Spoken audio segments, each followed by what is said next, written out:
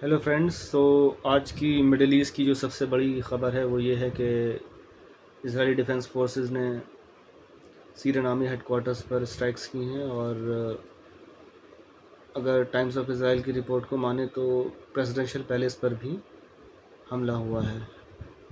तो और उसमें कई कैजुअलिटीज़ बताई जा रही हैं। एटलीस्ट तीन लोग उसमें मारे जा चुके हैं। तो एक सवाल जहन में ये आ रहा है कि अहमद अल शारा अलियास अबू मोहम्मद अल जोलानी जो सीरिया के प्रेसिडेंट हैं, वो अभी अज़रबैजान गए हुए थे, जहाँ पर उन्होंने इजरायली ऑफिशियल से मुलाकात की और एक तरीके से रिलेशंस नॉर्मलाइज करने के लिए वहाँ पर बात हुई।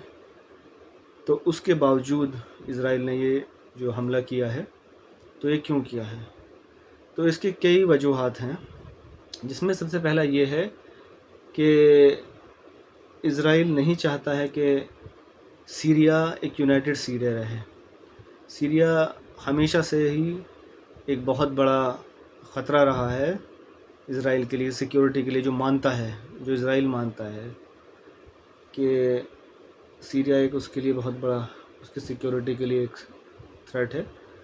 तो वहाँ पर जो अब आज जहाँ पर जो अटैक्स हुए हैं, दमिश्क में अटैक्स हुए हैं, तो ये दमिश्क में जो अटैक्स हुए हैं वो उसका कंटेक्स्ट ये है कि सीरियन फोर्सेस जो हैं, जो एक प्रोविंस है सीरिया में अल सुवैदा, जहाँ पर एक ड्रूज़ मेजॉरिटी रहती है, वहाँ पर सीरियन फोर्सेस और जो ड्रूज़ फाइटर्स हैं उनके बीच में फ़ाइट चल रही है fight for the control of the city.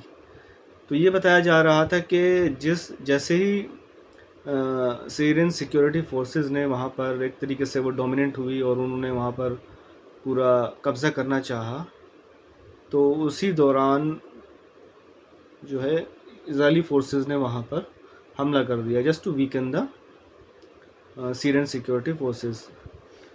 Otherwise तो वहाँ पर सीरियन फोर्सेस का सुबेदा पर कब्ज़ा हो जाता। तो अभी जो है कल की बात है कि वहाँ पर सीरिया ने एक सीज़ फायर का ऐलान कर दिया था, लेकिन आज फिर वहाँ पर जो है क्लैशेस शुरू हो गए थे बिटवीन सीरियन सिक्योरिटी फोर्सेस और जो ड्रूज़ फाइटर्स हैं। They are backed by Israel उनकी मदद कर रहा है। तो ये एक बहुत बड़ा रीज़न है कि इज़राइल नहीं चाहता है कि सीरिया एक होकर रहे, जिसकी वजह से वो एक तरीके से चाहता है कि सीरिया का बाल्कनाइजेशन हो जाए, जिस तरीके से यूगोस्लाविया का 95 के दौरान बाल्कनाइजेशन हुआ था। तो सीरिया भी, माफ़ कीजिएगा, इज़राइल भी यही चाहता है कि सीरिया का एक तरीके से बाल्कनाइजेशन हो जाए। तो अगर ये ऐसा हुआ तो ये बहुत बड़ी जीत होगी इज़राइल के लिए और वेस्ट के लिए।